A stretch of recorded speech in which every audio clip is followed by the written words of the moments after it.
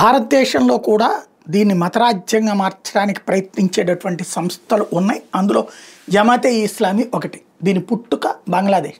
బంగ్లాదేశ్లో పుట్టిన ఈ పార్టీ భారతదేశంలో ఈవెన్ కరోనా టైంలో కూడా మత మార్పిడుల ప్రయత్నం సీరియస్గా చేసింది. ప్రజల్ని మార్చేటటువంటి ప్రయత్నం చేసింది. వీళ్ళని అక్కడ హసీనా ప్రభుత్వం బ్యాన్ చేసింది, జైళ్ళల్లో పెట్టింది. వీళ్ళు ఇప్పుడు జైళ్ళ నుండి బయటికి రప్పించబడ్డారు యూనస్ సర్కార్ ద్వారా. ఓవర్గా రియాక్ట్ అవుతున్నారు. తాజాగా భారీ ర్యాలీ నిర్వహించి అవును మేము మిలిటెంట్లమే, హమాస్ లాంటి పరిపాలనే కావాలి, హెజ్బుల్లా లాంటి పరిపాలనే కావాలి, తాలిబాన్ల లాంటి పరిపాలనే కావాలి, ఇస్లామిక్ రాజ్యాలు కావాలి, ఇది వీళ్ళ నినాదం. అంటే ఎంత నీచమైన వాళ్ళతో పోల్చుకుంటున్నారో చూడండి. పాలస్తీనాలో ఈ మత పిచ్చతో తిండికి దిక్కు లేదు, బతకడానికి ఛాన్స్ లేదు. కుక్క చావు చేస్తున్నారు రోజు. హెజ్బుల్లా పరిధిలో ఉన్నటువంటి లెబనాన్లో అదే దరిద్రం, అట్లాగే హౌతీల చేతిలో ఉన్న చోట అదే దరిద్రం, సిరియాలో అదే దరిద్రం.